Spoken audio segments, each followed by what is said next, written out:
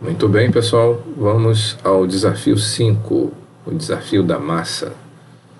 Bom, aqui eu coloquei o enunciado para vocês, tá? Em forma de comentário.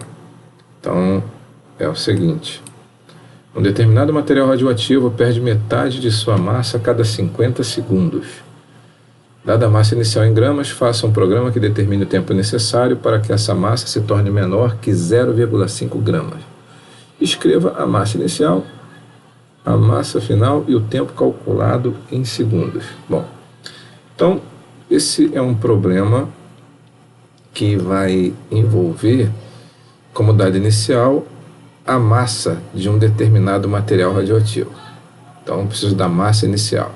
Só que, como diz aqui, a cada 50 segundos, essa massa ela vai mudar, né? Por conta da radioatividade, ele perde a metade de sua massa a cada 50 segundos. Então eu preciso ter uma variável para calcular, para armazenar a massa final, né? E o tempo que levou em segundos para que a massa final ficasse menor que 0,5 gramas. Então isso sugere o uso de misturas de repetição, né? E aí a gente teria 3 variáveis, né? Massa inicial, massa final e o tempo. Isso teria que ser exibido aqui para o usuário, né? Bom, é um problema de fundamentos de programação, só que agora a gente está trabalhando com orientação a objetos. Então eu pensei numa coisa diferente para mostrar para vocês aqui, tá? E para ajudar a explicar, eu resolvi fazer o desenho aqui de uma classe. Então usei o Astar, vou mostrar para vocês aqui agora. Então, olha aqui, ó, eu tenho uma classe chamada massa, e aí eu tenho 3 atributos, 2 do tipo float e 1 do tipo inteiro. Massa inicial, massa final e tempo. Como o tempo é em segundos, né, coloquei como inteiro. E um método calcula tempo. O objetivo desse método calcula tempo é indicar o tempo que vai levar, né, para massa ficar inferior a 0,5 grama. Só que, claro, eu, além de calcular o tempo, também vou obter a massa final aqui. E aí vocês devem ter notado uma coisa diferente, né? Aqui, ó, na massa final e no tempo, eu tenho o sinal de subtração, né, o hífen, e uma barra. Bom, o que isso quer dizer? Vocês sabem que esses símbolos, tracinho, né, sinal de mais, eles representam a visibilidade. Então eu sei que quando eu tenho o tracinho, o sinal de subtração, é visibilidade privada, ou seja, somente os objetos da classe detentora do atributo ou do método que tem esse sinal vão poder enxergá-lo ou utilizá-lo. Então, esse atributo massa inicial aqui só vai ser enxergado ou utilizado dentro da própria classe.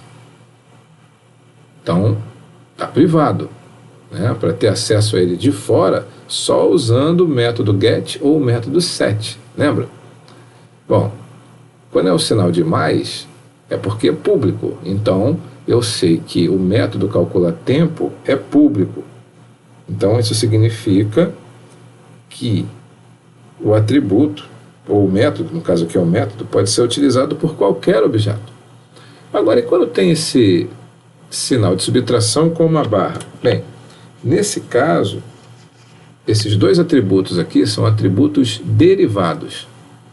O valor que vai ficar aqui vai ser o resultado de um cálculo. Então, ao invés de eu digitar a massa final, digitar o tempo, eu vou ter um cálculo que vai acontecer e, através desse cálculo, eu vou obter a massa final. E vai ter um cálculo que vai me ajudar a obter o tempo que eu estou precisando aqui para essa classe. Entenderam? Na aula a gente vai poder falar um pouco mais sobre isso. Então, dentro dessa ideia aqui, eu fiz o seguinte. Aqui no Eclipse, lá no meu pacote controle, eu tenho uma classe chamada controla massa, tá? E aí eu vou pular essas etapas aqui, né? Linha 10, 11, 13, 14, que vocês já conhecem isso aqui. Então, na linha 17, estou pedindo para o usuário digitar a massa inicial em gramas. E eu tenho uma variável aqui na linha 18, chamada massa inicial, que é do tipo float. E aí, quando o usuário digitar o valor, isso vai ser convertido para float e colocado aqui em massa inicial. Ok. Então aqui, ó, na linha 20, eu tenho uma variável massa, que é do tipo massa, então vai apontar para um objeto do tipo massa, e aqui, ó, new massa, massa inicial. Então veja, aqui eu estou instanciando, criando um objeto do tipo massa, né, e ele está recebendo a massa inicial.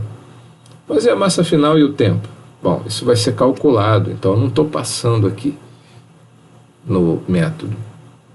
Na classe massa, o meu método construtor vai trabalhar inicialmente com massa inicial. Tá? Agora, aqui na linha 21 eu tenho massa.calculatempo. Então, eu estou chamando o método, mas de uma maneira diferente da que a gente viu até agora. Por quê? Esse método aqui é do tipo void. Tá? A gente vai ver daqui a pouquinho como é que está estruturada a classe massa. E aqui nas linhas 23, 24 e 25 eu estou exibindo os valores. Então eu tenho aqui, ó, system out print ln massa inicial mais massa get massa inicial mais gramas. Então eu fiz de um jeito aqui para aparecer massa inicial, aparecer o valor da massa inicial e depois do lado aparecer a palavra gramas. Reparem que aqui eu estou usando o método get para obter a massa inicial e o método get para obter a massa final e o tempo. Por quê? São atributos lá da minha classe massa, e aí, como eles são privados, né, eu preciso utilizar o método get. Né? Os três são privados, só que massa final e tempo são calculados, por isso aquele símbolo de traço barra que eu mostrei para vocês lá no diagrama de classe, né? Bom, deixa eu mostrar agora a classe massa. Eu tenho aqui pacote domínio, a classe massa com os três atributos, né? Massa inicial, massa final e tempo. Ó. Normal, como a gente já fez em outros exemplos. Só que aqui, ó, meu método construtor, public massa, eu tenho apenas float massa inicial. Lembre-se que eu digitei a massa inicial, né? E aí quando eu instanciei o objeto, eu só usei massa inicial. Vamos voltar aqui para a gente rever, ó, linha 20. Tá vendo? Agora retornando aqui para a minha classe, eu tenho os métodos get e set para massa inicial, massa final e tempo, como os outros exemplos, os outros desafios. Agora vamos ao método calcula tempo. Lembre-se que ele é do tipo void, né? Ele não tem return. Então, eu tenho aqui o seguinte algoritmo. Eu tenho a massa final, que é aquele meu atributo, né? Por isso que ele está na cor azul. E, inicialmente, ele tem o mesmo valor que massa inicial. Tá? Então, digamos que minha massa inicial seja 1000. Massa final vai ser igual a 1000 também. Ah, mas o que vai acontecer depois? Bom, é o seguinte, eu tenho aqui uma estrutura de repetição que vai acontecer enquanto a massa final for maior ou igual a 0,5. Lembra do enunciado? Ó, o que eu tenho que verificar? Eu preciso determinar o tempo necessário para que essa massa se torne menor que 0,5 grama.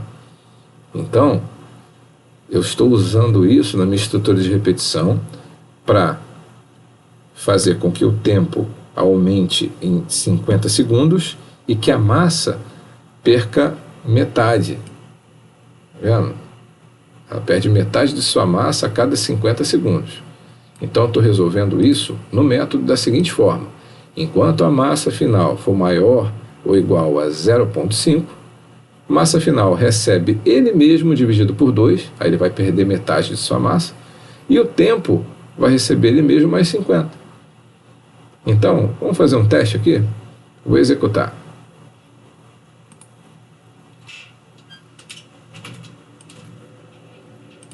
Eu vou colocar uma massa 1000.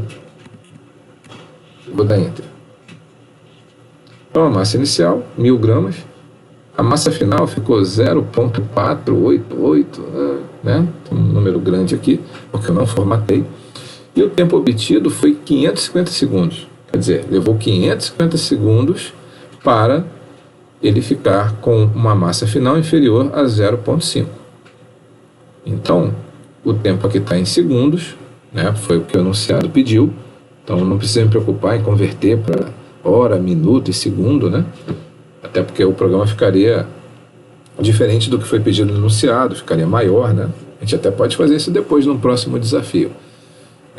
Deixa eu executar novamente com uma outra situação. Vou colocar 1 grama como massa inicial.